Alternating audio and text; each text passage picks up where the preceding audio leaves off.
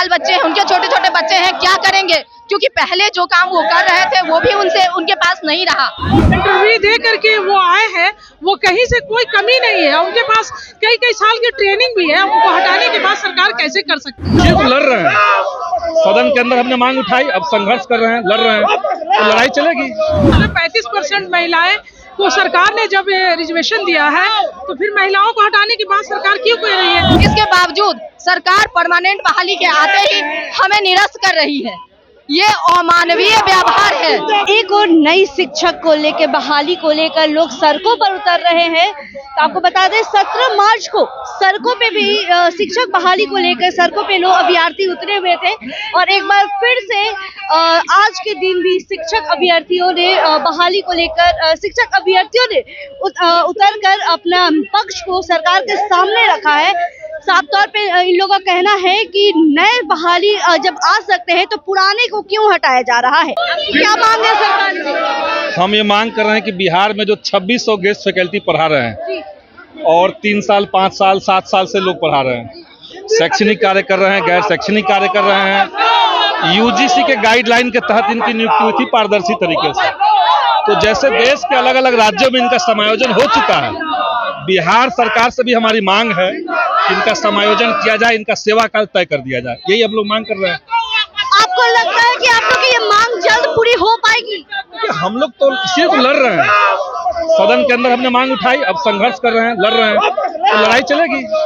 आखिर कब तक ये संघर्ष होते रहेगा? अभी तो शुरुआत है, अभी तो ये अंगड़ाई है, आगे और लड़ाई है। महिलाएं काफी ज्यादा है, इसमें 35% महिलाएं को सरकार ने जब रिजर्वेशन दिया है, तो फिर महिलाओं को हटाने के बाद सरकार क्यों कर रही है?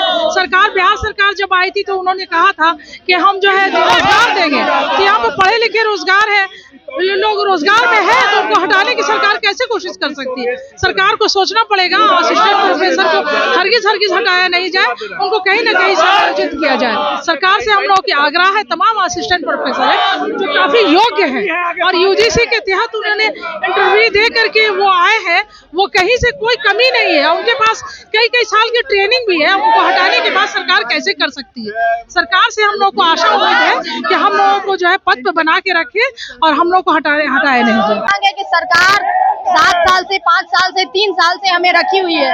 हम परमानेंट टीचर से ज्यादा काम कर रहे हैं क्योंकि परमानेंट टीचर का बहुत जगह अभाव है। शिक्षा, उच्च शिक्षा व्यवस्था को हम लोग देख रहे हैं, शैक्षणिक गैर शैक्षणिक दोनों ही तरीके की जिम्मेदारी हमने अपने कंधों पर उठाई है। इसके बावजूद सरकार परमानेंट बहाली के आते ही हमें निरस्त कर रही है। ये अमानवीय व्यवहार है। हमें डिप्रेशन हो रहा है, हम डिप्रेस होकर अगर कुछ कर लेते हैं, इसका जिम्मेदार कौन होगा? आखिरकार चंद्रशेखर जो शिक्षा मंत्री है, उन्होंने कहा धैर्य रखने के लिए, ट्वीट करके भी बोला था उन्होंने, क्योंकि हिंदी के बहुत सारे गेस्ट प्रोफेसर निकाले गए हैं, उनको हटा दिया गया है 28 मार्च को। उसके बाद बताइए कि वो कहाँ जाएंगे? बाल बच्चे हैं, उनके छोटे छोटे बच्चे हैं, क्या करेंगे? क्योंकि पहले जो काम वो कर रहे थे वो भी उनके पास नहीं रहा। आपको लगता है कि सरकार आप लोग की बातें सुनेंगी? फिर से सरकार सुनेगी। सरकार इतनी निर्दयी नहीं है, सरकार भी इंसान है और कहीं ना कहीं इंसान के अंदर भावनाएं छुपी होती हैं, वो भावना को हमें बाहर निकालना है। अब देखना ये होगा कि सरकार कब तक इनकी आवाज को सुनती है। आप जैसे कि हमारे पीछे देख रहे हैं कि जिंदाबाद के भी नारे लग रहे हैं, इनकलाब के भी नारे लग रहे हैं और इन लोगों का कहना है कि जल्द से जल्द सरकार को हमारी बातें सुननी ही होगी। खैर तब तक के लिए बने रहे हमारे साथ और देखते रहें द एसजी न्यूज। धन्यवाद।